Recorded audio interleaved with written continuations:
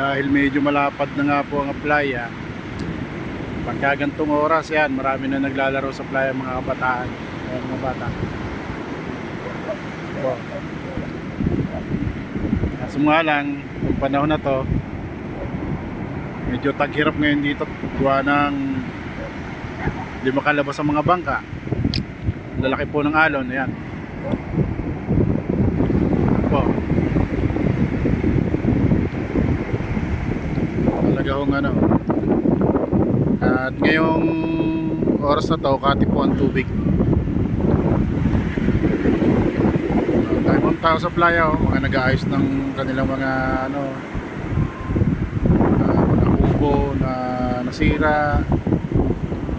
Meron pong mga namumulot siguro ng kalakal, yung iba ho eh mga naglalaro din.